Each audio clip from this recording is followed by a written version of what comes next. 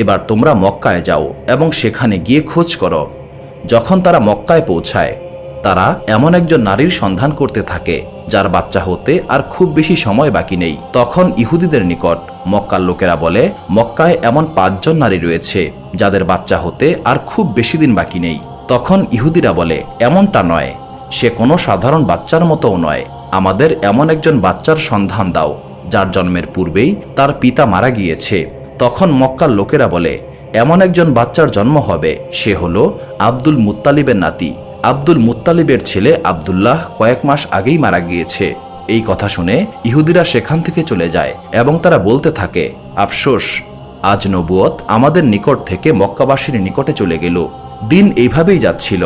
অবশেষে সেই দিন আসলো যার জন্য সবাই অপেক্ষা করছিল, এবং এই দুনিয়ার বুকে সেই বাচ্চার আগমন ঘটে যার কারণে এই দুনিয়াকে সৃষ্টি করা হয়েছে। সেই বাচ্চার জন্ম হতে চলেছে যার জন্য চাঁদকে 2 টুকরো করে দেওয়া হয়েছিল, যার সম্মানে সূর্যকে তার জায়গায় সম্পূর্ণরূপে স্থির করে দেওয়া হয়েছিল।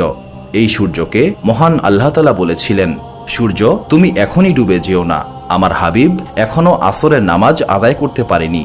সেই বাচ্চার জন্ম হলো যার কাছে হযরত জিব্রাইল আলাইহিসসালাম সর্বমোট 26,000 বার এসেছিলেন। রাত্রি বাড়ছিল।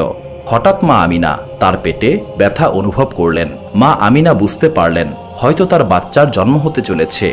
আমিনা তার শ্বশুর আব্দুল মুত্তালিবকে এই খবর দিলেন।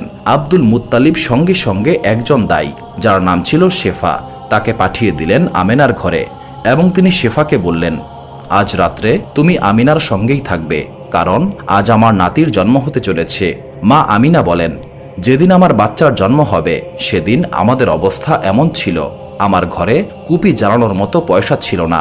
প্রিয় দর্শক, আমাদের নবী হযরত মুহাম্মদ সাল্লাল্লাহু আলাইহি সাল্লাম এমন দারিদ্রতার মাঝেই জন্মগ্রহণ করেন।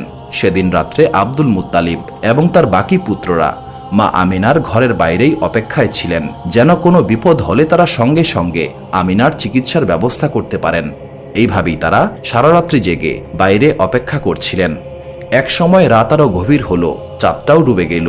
মা আমিনা তার পেটে আবারও হালকা একটু ব্যথা অনুভব করলেন। আমিনা বুঝতে পারলেন এবার তার বাচ্চার জন্ম হতে চলেছে। তিনি দাই শেফাকে ডাক দিলেন এবং বললেন, তার পেটে ব্যথা হচ্ছে,